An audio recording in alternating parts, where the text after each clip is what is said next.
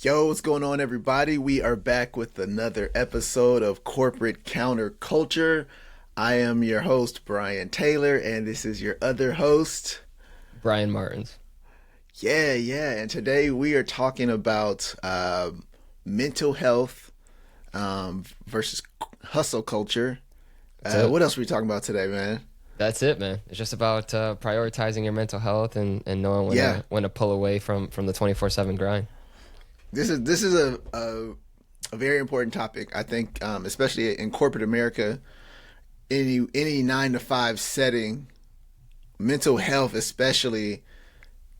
I think not pre-COVID, post-COVID, where layoffs were rampant. Layoffs are still going on. We're still seeing layoffs every year, and they're random. They're at random. We don't know when they're coming. So I feel like mental health is super important now because no matter what job you have, I don't think anyone feels particularly secure in their job. I think that everybody is starting to look outside of their jobs as well because they see the layoffs are so rampant, which also leans into the idea of giving more into hustle culture because you just don't feel like you have any leverage, man. What do you think about that? I think it's an interesting kind of perspective because like you're saying, right? Like I need to grind really hard to stand out. Um, However, if you grind really hard, then how long can you keep that up before you Yeah. eventually burn out? And then at that point, if you are burnt out, then you want to leave anyways. So it's I think there's a Yeah. delicate balance there. You know what I mean? So True. I'm with you. It's layoffs are top of mind. Difficult job market. I was listening to something the other day that was saying that the job market in particular is starting to get pretty difficult too. So you do want to value, and you do want to kind of be less picky and just be grateful for if you are employed. Hey, I've got a steady job going. I want to stay in here and I want to do my best. Yep. However, I think there's a decision to be made when it comes to, you know, wearing yourself out. Man, what decision? I like where you're going. What decisions need to be made, or give me one decision that you think you have to absolutely make. I think there are boundaries that sometimes a person might need to establish in the long term. In the long term, so I think that in my personal experience, I have seasons throughout the year where you really pedal to the metal. You're really going hard. You're pulling long days. You're potentially tuning in to your office if you're home on the weekends or something like that. You're traveling a lot, back to back events, trade shows or customer events, things like that. And then there are seasons where you had the ability to kind of take your foot off the gas a little bit, kind of coast a little bit. It really all depends on where you are personally more than anything, and kind of how you feel, how secure you feel. So there are people that are super top performers Yeah. and they don't have the personality to ever feel secure. And so there it doesn't matter where they are on the leaderboard, they're still pedal to the metal, they're still going super hard, they're taking a vacation, they're still checking emails and things like that. True. There are other True. people that are on the far other end of the spectrum that are, they coast a little too early and then are scrambling at the end. I think it's a very, very personal thing, and I think that you have to be kind of self-aware when it's starting to take over other parts of your life. I think it starts to become unhealthy when you aren't able to enjoy dinner with your family, you aren't able to enjoy an event or a weekend, at like your kid's event. You aren't able to completely detach and enjoy a movie or something like that. I think there's a line there. For me, I do well in seasonal kind of peaks and valleys in terms of activity. So Yeah. sometimes it's doing a lot, going very hard, and other times it's kind of pulling back a little bit and long-term planning. What about you? Man, I think over time I've been forced into just flow and Mm-hmm. just integrating life and work and being okay with it. I mean, case in point, this morning I get up and I have to take the kids to school. School, there you can't drop the kids off any earlier than you could drop the kids off. So I don't even get I don't even get to let them get out the car no matter how early I can get there. They can't get out the car. So the first bell doesn't ring till 7:45. And so they both go to school. So one kid you could drop them off a little bit earlier. And then my daughter's in middle school, so you could drop her off early too. So drop them off typically somewhere between 7:30 and 7:50, but then I don't get home till a little bit after 8. So scheduling an 8 a.m. call, probably impossible for me.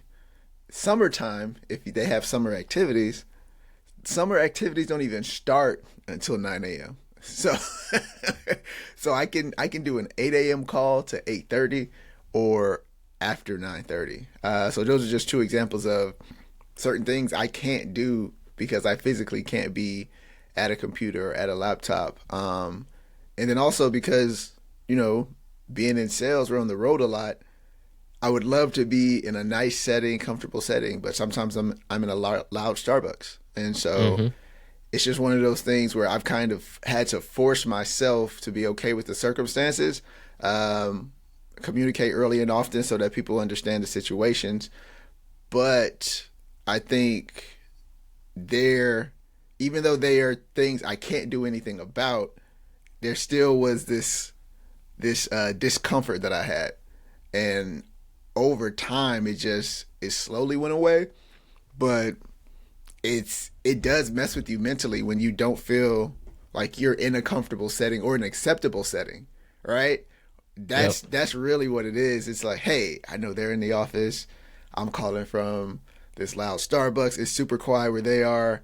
They're asking me to mute my mic. All that type of stuff triggers certain things where you kind of just get disappointed in yourself. And so for me now, I finally just have forced myself to be okay with those things. But yeah, man, it took a lot of work to get to this space. And oddly enough, in sales, we have that flexibility for a reason, because we do have to be in the field and we do have to be in different spaces. We do have to go to trade shows and we do travel to see clients and prospects, but no one actually decided or gave us the okay that this lifestyle or this work style was okay.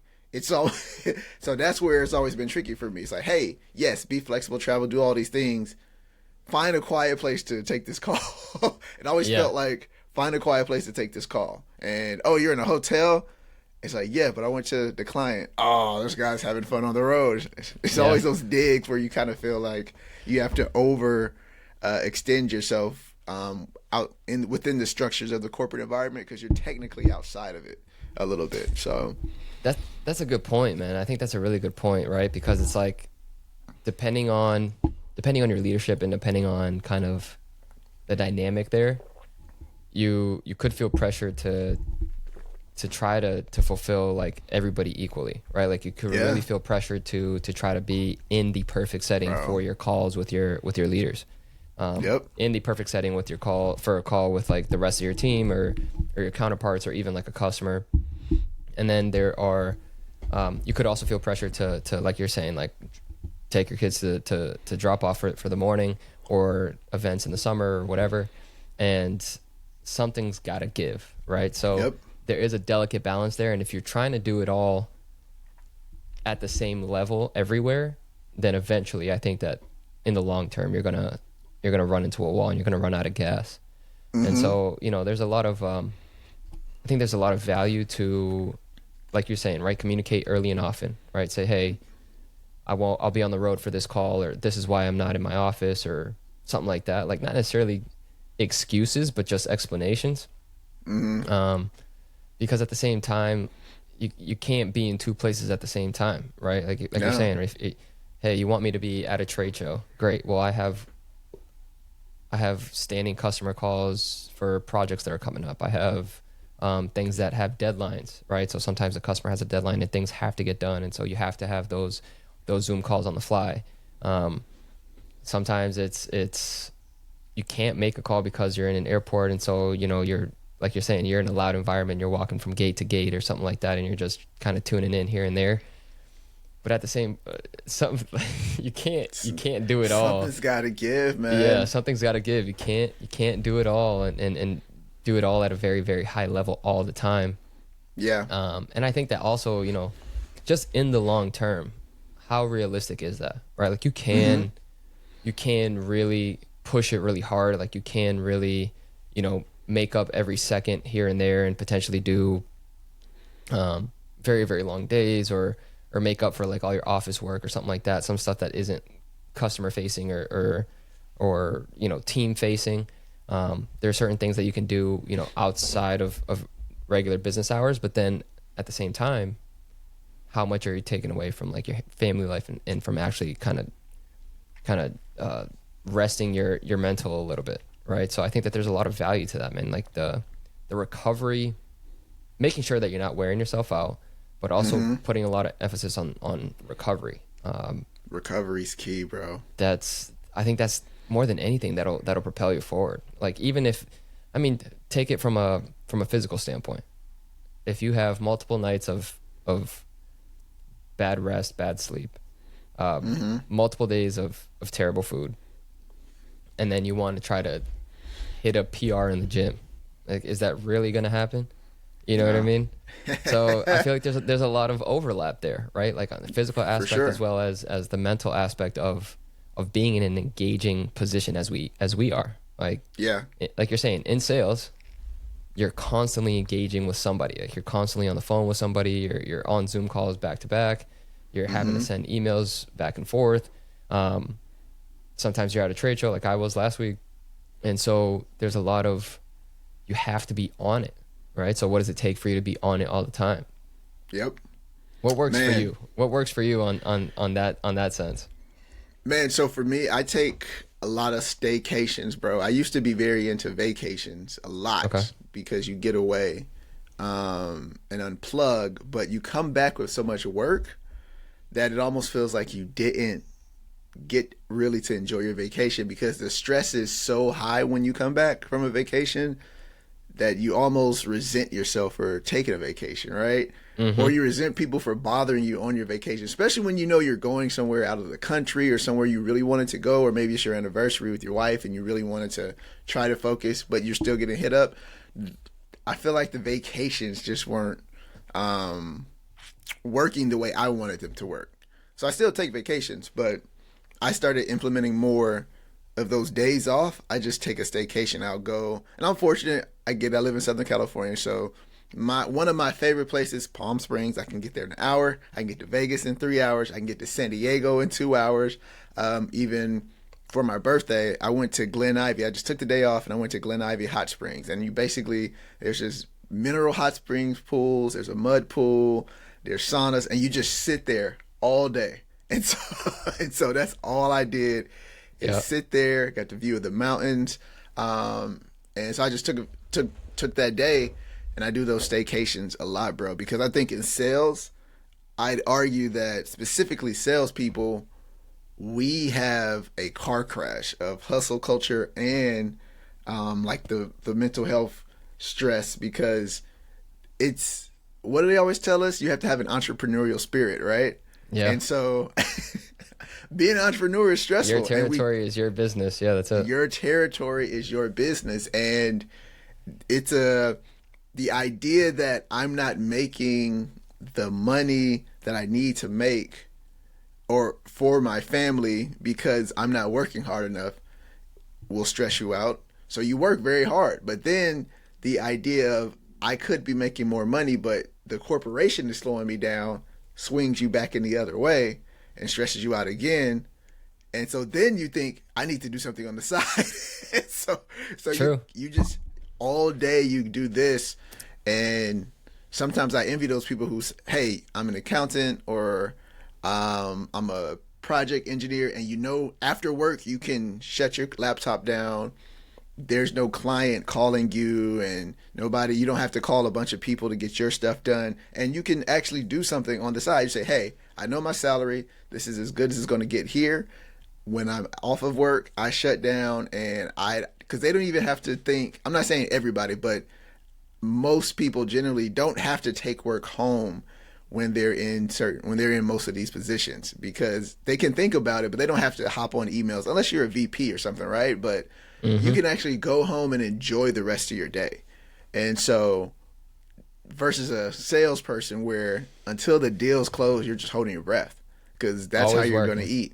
That's how Yeah. you're going to eat. That's how you're going to, you know what I mean? That's how you're going to eat. So, yeah, I think that the staycations is the cadence I've built where I try to do at least once a quarter, but my goal really is once a month. Like I should be able to say, all right, one day in the month, I'm going to either cut out half the day early or I'm going to take that day off and enjoy myself. You know what I mean? Because then it's more casual. Where hey, if I do see an email here or there that's important, I don't mind because I'm just doing nothing anyway. But something really important where I need to be in front of the computer, I'm not going to reply to. So that's kind of my thing right now. I think that's very valuable because like you're saying, right? It's easier to work it into your schedule. It doesn't Mm-hmm. have as much of a commitment of flights and rentals and hotels and things like that.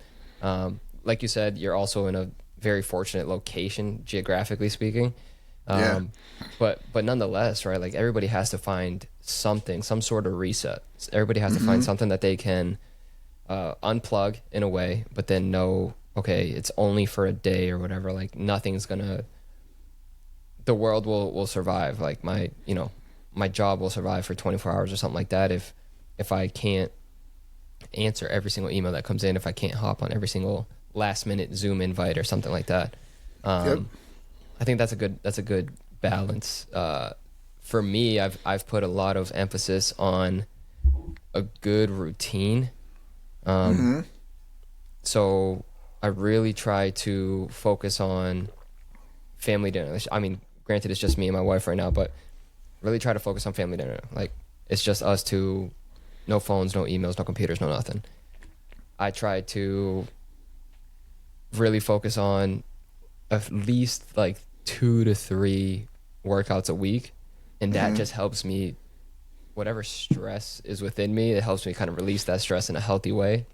Yeah. But then also like you, if it's really bad or if I had a really long, Monday through Thursday or something like that, then I'll take a half day on Friday or a full day on Friday to just do whatever I want. And that could be, you know, getting some projects done around the house. It could be just hanging out and going out for lunch as opposed to just waiting for dinner. And I think it's just so important, man, to be able to walk away, shut your laptop, put your phone on do not disturb or something like that, and not have to jump at every single ping. At the Yeah. on the flip side though, right? Like when you're not in those seasons, then I'm answering text messages, I'm answering emails on the weekends, I'm answering calls at Everything. 6:30. You know what I Yeah. mean? So there's a delicate balance there, but I mean for a lot of people that sometimes don't have like a healthy outlet, right? Like for you with your staycations, for me with gym or whatever. If you don't have a healthy outlet, man, then that thing just starts like piling on and piling on and piling on. And I Yeah. learned that when I was about, I don't know, 25 or so is when 24, 25 is when I was really like, okay, I need to find some sort of way to healthily get rid of like just built up stress and stuff like that. So, and I find Yeah. I see it in people around me that just don't have that. And then you kind of get just sucked into like doom scrolling or completely zoning True. out, but then it's not a productive, like there's no real, you don't feel relaxed. It's weird. You know what I mean? Yeah, man, and it's funny you said the doom scrolling. I mean, the the ending is in the name, doom. So it's Yeah. like it never feels good. Um, and then that's just one form, like of figuring out how to deal with your anxiety. But a lot of people are on medicine. I didn't, when you start managing people, and like I did at other jobs, you start realizing, oh, a lot of people are medicated to get through these days and get through Mm-hmm. these jobs, whether it's anything you think of, like based on their doctor prescribing them something, all the way up to just, alcohol or drugs and things like that. And then even working in tech, you learn, hey, okay, a lot of people when they do these sprints, yeah, and they're going to do a strong 3 weeks on this agile team to get this project past the line. Yeah, they're on some hallucinogens to to kind of manipulate their mind to make sure that they have extreme focus. And so it's crazy to me because the idea of hustle culture comes from a lot of people who are actually medically induced to even have that focus. They're trying to tell you in a natural state to be like them, even though they're not. They're using performance enhancing drugs. They're on. They're, you know what I mean? And granted, so I always say, some people are Barry Bonds, but if you give Barry Bonds steroids, it's going to be night and day between you and that guy. Yeah. So that's kind of where I think another disconnect happens, and then it brings up more of an anxiety in someone who's not using those things, because you have CEOs and VPs talking about you need to be more productive, but a lot of these people would not be productive in that same mind state that you were in. So yeah, man, it's a tricky thing when you talk about all of this stuff, man. Yeah, but see, like that's where I think, to your point, right? Like if you're using all these add-ons or whatever to kind of enhance your abilities, I think that places even more emphasis on really doing the work to try to find a healthy alternative, man, find a healthy release in one way or another. Yeah. Because if you're not recovering well and you're not kind of resetting yourself and you're able to wake up the next day and be like, okay, I'm ready to tackle this week, for example, then you just go down deeper and deeper and deeper into a hole that eventually you won't even be able to get out of. And the only solution is to try to change positions, change companies, change, everything. And at that point, it's way harder. Like we mentioned in the beginning, like layoffs and difficult job market and so forth. And you end up backing yourself into a corner that you don't find a solution, like a healthy way out of. And I don't know, it's just difficult. It's a weird dynamic. But I think that the biggest thing is like also kind of being self-aware and seeing when you're heading towards burnout in a way, and finding a way to kind of course correct, right? So true. That's a very, very personal thing. You know what I mean? Yeah. And I've had situations where when I was heading towards burnout, a vacation will help you bounce back, like you were mentioning.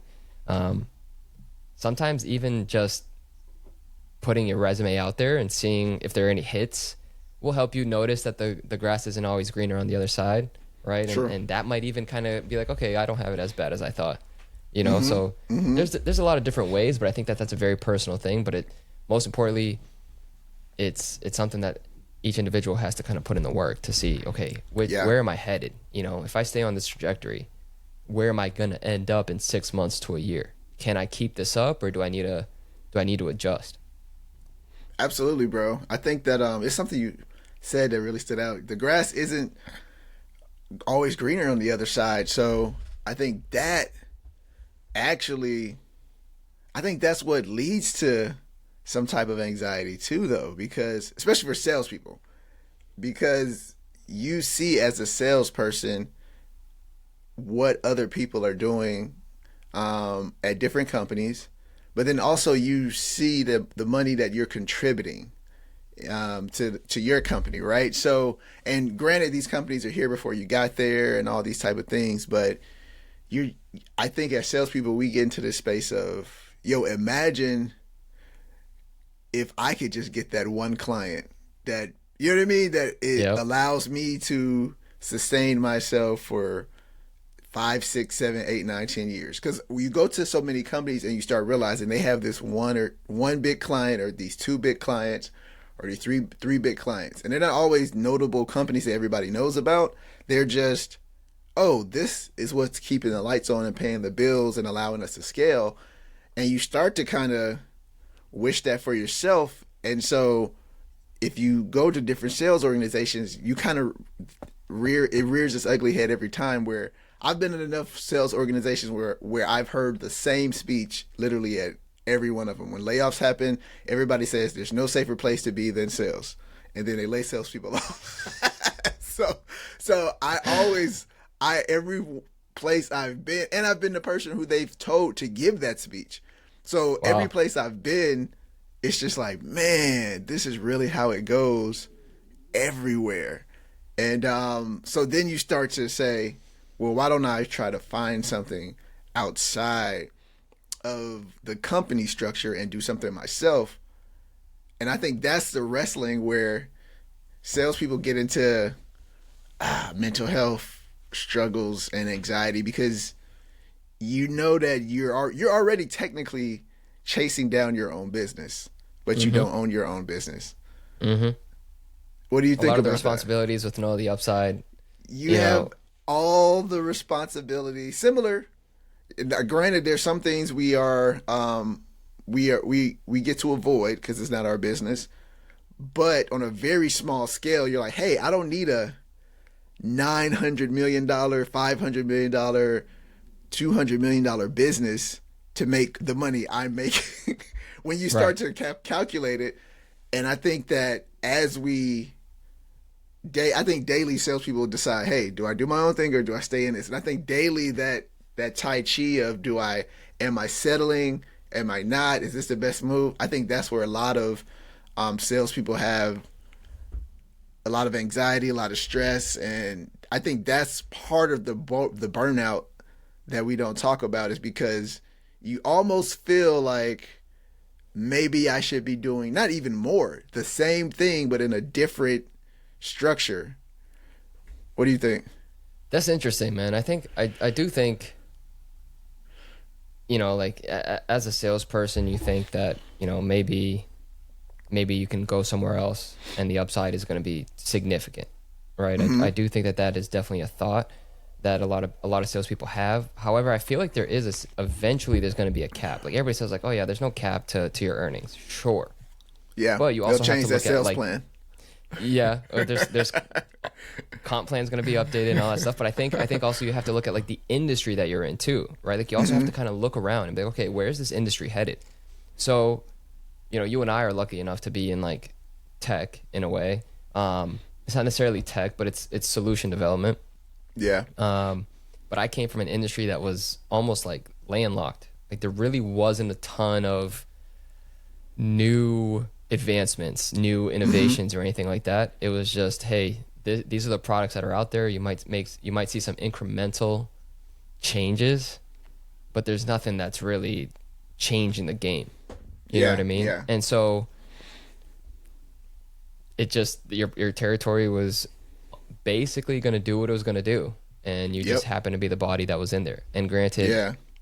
if you had that one account that was on your side, if you had the whale, then sure, you're solid. But at the end of the day, once you've kind of gotten your Moby Dick, then there's really like, what's the next giant whale, I know, right? So man. to I really know. like to really make that next jump. And so for people that aren't in an industry that it has as much upside as our industry currently has, I feel like this conversation kind of really hits home and is really like, oh man, maybe I might need to look around. You know what I mean? But again, Yeah. keep in mind, layoffs happen a lot. Keep in mind, job market's not as hot as it once was. It's just it's not an easy place to be. It's really, really not. Yeah, yeah. And go back to what you said too, because I like that. Because that is where I will tell you, at every organization I've been in, my biggest stress has been trying to prove myself, right? Because there's always a timing thing. There's always you get an opportunity that was kind of handed to you. You still had to close it, but everybody knows that it was kind of handed to you sometimes, and for sure you take that because that's the way it goes. But then also another side of you is chasing your own Moby Dick and wanting to prove yourself on that side. And it's so funny because sales, you ride the wave of feast and famine, but when you get the feast, you still are stressed out and you still aren't really accepting of it, even where you worked hard. Like you've had so many opportunities that were disqualified or didn't go through. Has nothing to do with you. Company issues, nothing to do with you. And then so when you even do get an opportunity, maybe it was handed to you because the company finally decided to be flexible on something. You feel bad about those a little bit sometimes, and you can't even accept it properly because you're so under the guise of being a hustle hunter salesman that if you don't get it within that framework, you kind of just all right. And so I think even our gifts aren't even gifts to us personally, and we just kind of dance in this circle of always trying to prove ourselves every day. Where I think that having, I guess we go back to those key performance indicators. That's why it's so important to have some real metrics outside of what the typical scorecard looks like as an employee. Because if not, I think that is where a lot of the burnout happens too. Just trying to prove yourself. Like, even it's funny because I remember that day we were talking about Salesforce, and it's like, yes, that's what it's literally me proving to you that I'm doing my job. Yeah. Which is a crazy way to go to work, to do your job and then also have to prove that you did your job. Yeah, it is interesting because like you're saying, right? If you inherited a project and you were able to see it across the finish line, you almost feel like there's an asterisk on that deal, right? On that close. And bubble championship. yeah. So that's exactly it's the Lakers, bro. Celtics all day. So yeah, that you do feel there's an asterisk on that, and so it's not enough, right? But then again, you feel the pressure of, okay, well, now I don't have any time. I spent so much time on that project. Now I got to make up for that one way or another. Yeah. You kind of go into you go into this circle. It's like a weird cycle of really close it, wonderful, boom, not enough. And that's where you really have to like detach yourself from your day to day. And I really think that there's a huge upside to looking at yourself and being like, okay, what is actually important to me? You know what I mean? True. Like, what is my internal driver? And everybody's driven by something differently. Some people it's strictly monetary. Some people it's balance. Some people it's being able to take off and vacation more often. Some people it's spending more time with their families. So everybody's a little bit different, and there's no right or wrong. I think that's the key here is like there's no right or wrong. Yeah. It's just in generally speaking, if you don't find one way or another to pull back at one point or a couple points throughout the year, in the long term, I feel like you're going to wear yourself out. And granted, True. we also have to kind of be the same way that I was describing the way you take advantage of the industry that you're in, and be grateful if you are in a good industry, tech, whatever, SaaS maybe. But then if you're in a losing industry or a shrinking industry, try to get out of that. I feel like the same thing goes for just being in a sales position where you have a little bit more autonomy versus being in like I always, because my wife's in the healthcare field. And so some of the stories that she tells me, man, like, they don't even have any control. Like they show up, and depending on the place that they're in, they are booked with back-to-back appointments from start to finish. Yeah. And you can barely get up and go to the bathroom. You can barely get up and take a sip of water. You can't even think, because now you're like, imagine being customer facing from 8 to 5, where you're constantly engaging and you're putting on a smile or trying to hold a conversation or something like that, and then you do that every single day, 5 days a week. You know what I mean? Yeah. So there's also, sure, there's the grind, there's 24/7 and it sucks, but also kind of like, okay, let's be grateful for where we are and the opportunities that we do have to be able to detach, disconnect, kind of zone out, put your music in, or put your music on, put your AirPods in or something like that, and like really get in the zone. You have full autonomy in that sense, and I think that's something that's worth mentioning. You know what I mean? In the sense of like, there's a lot of stress that comes with it, but there's also a lot of upside that might come with it too. And I think that for sure, the biggest thing for where we are is just like finding what works, man. Yeah, I think that that is an important thing to bring up because, I mean, music, environment, having a clean desk, be able to work at home, all those things are huge benefits of being a salesperson. But you actually have to really take advantage of them. You know what I mean? Yeah. And you have to really utilize them, overutilize them. You have to overemphasize things. It's like my doctor always used to say that we take for granted the things that are free. You know what I mean? Yeah.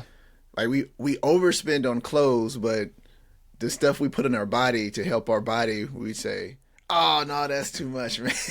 Right. You Right. know, or we'll take the things that are detrimental to our body, candy, sugar, all those things, and we will literally put it into the one free stomach we have. You know what I mean? And so Yeah. that is a real thing. Being able to really just take advantage of your surroundings and your circumstances. I'm big on that actually. Music, quiet spaces. I try my strategy is I've switched to the one long curved screen. And Okay. so I just focus on having one big screen. The double screen, just scrolling, it felt high anxiety to me. The two Really? screens. That's And interesting. I was like, yo, man, I am not at war or I don't have a control room. I'm not doing anything that important. So I was like, I gotta chill out. One That's big hilarious. screen. If I can see two windows, I'm cool. And I Wow. don't even fly it over to the laptop. I just say, all right, cool. I'm gonna operate right here and I'm just gonna focus. I'm like, maybe it's an old man thing where I'm just like, I just need the screen to be bigger. And I'm Zoom gonna in, zoom focus in. on this. Yeah, I'm gonna focus on this task, man. I'm just gonna do one thing at a time. Yeah, because that to me, the double screen felt like hustle culture. I already got two phones, so I just really have been trying to slowly but surely just dial in everything to where it limits the amount of choices I even have the opportunity to make. That's Um, funny. That's funny. yeah, but I heavily invest in having the right music and things like that. And it Yeah. wasn't until you told me about until you told me about the premium for YouTube, now I get it. I'm like, oh, to not have a weird ad come up when I'm listening to lo-fi sounds Right. is a game Yes. changer. Yes. That's I'll pay the price of a gym membership for that just to not have Exactly. to hear some random ad. So side note, so if y'all don't, we were at a trade show in Vegas, and so the ads that were coming on my free YouTube as we were trying to show our products were crazy. And so, because of that, Bryan told me to just sign up for the trial of YouTube Premium, and now I'm hooked. No ads on YouTube is probably the best thing you can do for your life. If you I have, think so, man. oh my God, like if you have YouTube Premium, I don't think you even need to go on any other platforms. I don't think you would need Instagram or anything else if you had YouTube Premium. But that's shameless plug, sidebar. Shameless But plug. yes, Yeah, it's what works though. But that's exactly it though. It's like it's what works for you, right? So, yeah. but the funny thing about the screens is, I'm actually the opposite. So if I have Yeah? one screen, I'm like, dude, I'm flipping out. Like I was telling my wife this weekend, I got to get my desk put together and I gotta get my Oh, multiple bro. screens up because having just the laptop screen drives me insane. Because Oh yeah, you're going yeah. from typing out an email to searching True. a different email to reference that original email to then True, checking your true. calendar to then responding to a Slack to then, you know, going into Salesforce on Chrome and then going back to the original. And it's just like, dude, that drives me insane. So for me, I have my laptop plus two screens typically. My laptop Oh, screen plus two dang. screens, and That's crazy. I have a window for like everything Chrome, or a screen for everything Chrome. I have a screen for email and calendar, and that way, like I'm just looking in different locations, but I'm not clicking over to new windows and bringing Yeah. up a window that then blocks the other window I was on, and that just drives me insane. I can't I can't do feel it. you. I like having everything like in front of me, and I can see different things at the same time Yeah. without having to like block a window or whatever. And then on top of that too, being able to have sometimes like an Excel sheet plus Chrome or plus something else is huge for me. Huge. Yeah. So I have a laptop plus 2 screens. Every once in a while, I'm like, maybe I could get a third monitor. You know what I mean? Dude, I can't do it. I could just operate on the one bigger screen, bro. That's funny. That's hilarious. I'm dialed in on feng shui, man. I had a client, he was telling me the importance of it, and from his background, his culture, and I'm dialed in on it, bro. So I have the scent going, the window open. I can see the mountains from my window. I have my coffee in a cup. I got the canteen, so I don't have to go downstairs. I just like to stay right here focused. Yeah, man, it's so important, dude. Get the music going. It makes work fun. No, I'm with you 100%. Like, I'm all about setting up your environment. If the environment isn't like to your liking, then it's easily going to distract you. It's easily going to take away your focus, and you end up it's like living in a cluttered home or something like that. Like, there's an actual mental health aspect tied to your physical environment around you. For sure. So, like, you know, my wife's huge on that around our house in particular, and to the point where some people will be like, "Does anybody live here?" You know what I mean?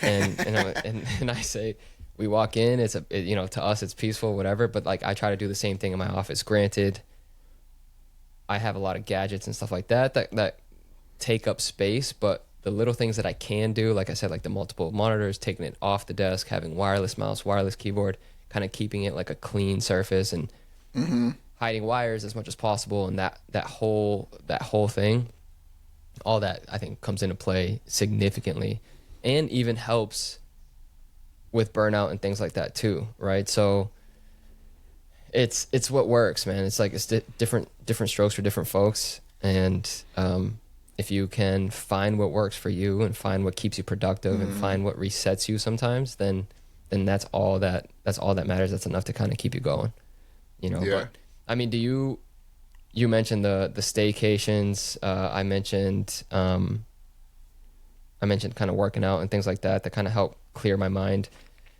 Is there anything throughout the day that tells you you're approaching that limit? You're approaching kind of your tank being completely empty. You got to refill it.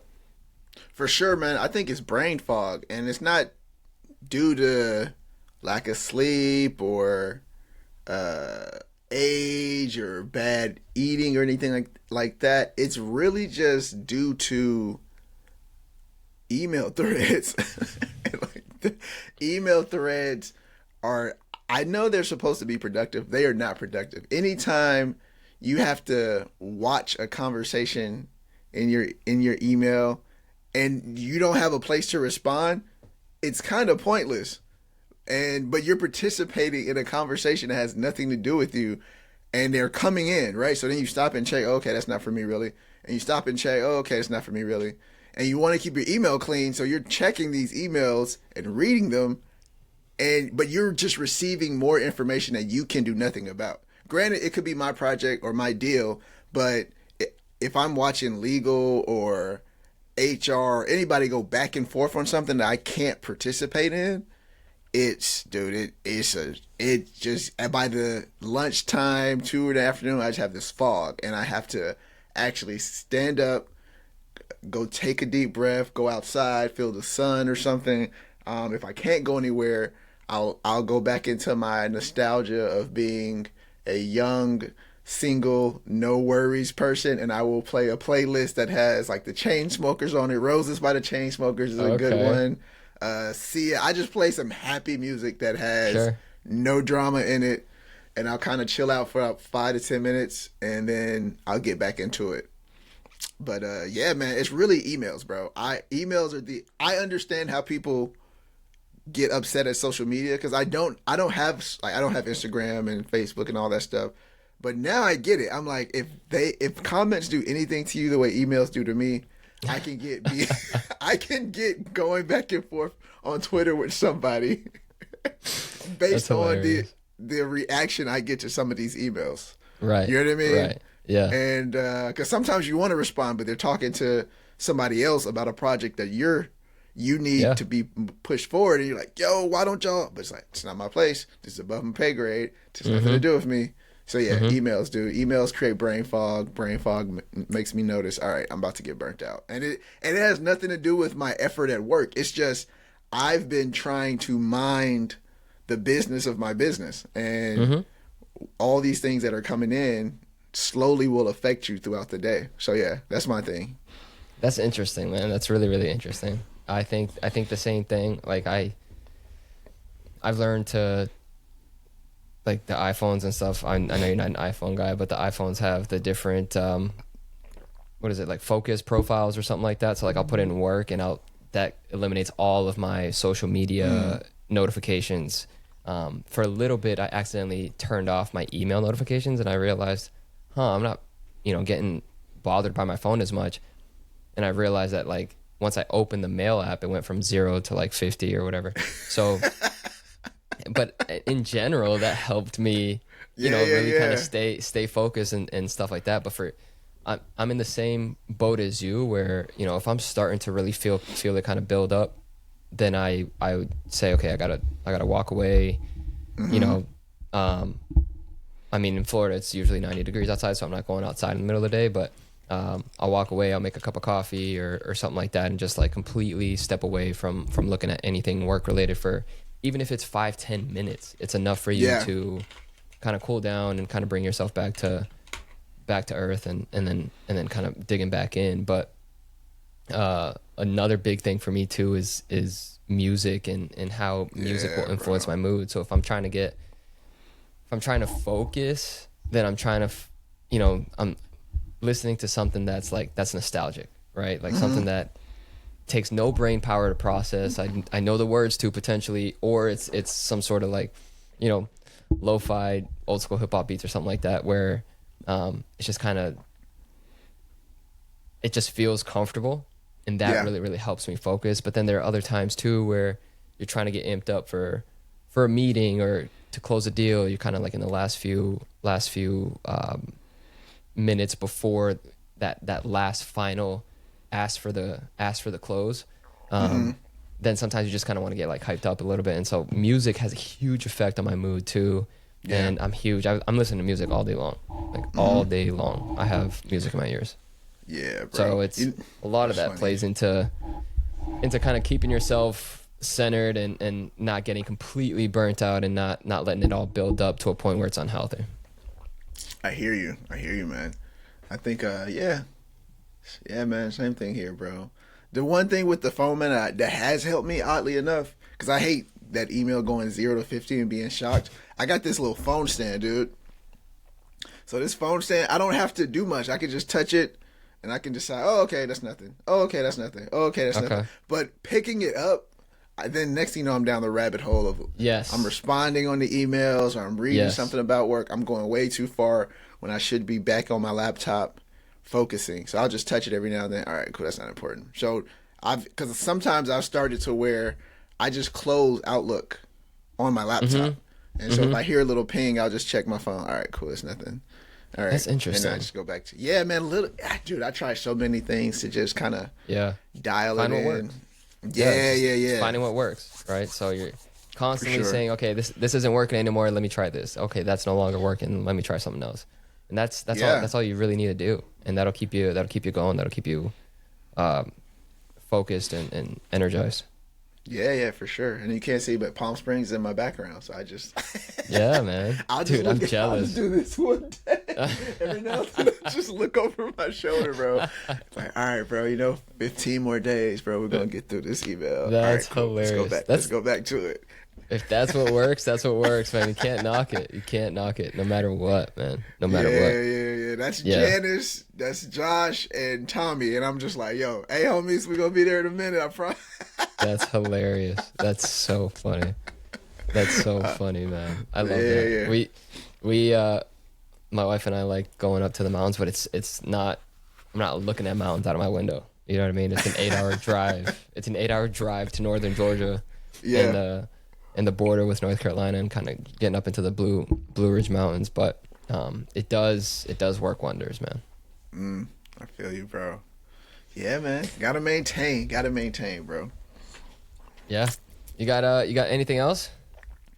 No, man. I would just say, yo, if you are dealing with stress or you have anxiety or you just really feel the weight and burden of mental health, try something. Like there's so many tools and strategies on YouTube. You can start there. You don't if therapy's not your thing or if you don't feel like it's that big of a deal, but you want to do something, start on YouTube, man, or ask a friend, see how they do some things. Because burnout is real, and burnout can lead to you making some bad decisions, missing some emails, or doing things the wrong way at work, which will create more stress. So, yeah, be an active participant in your own rescue. That's what I'll say.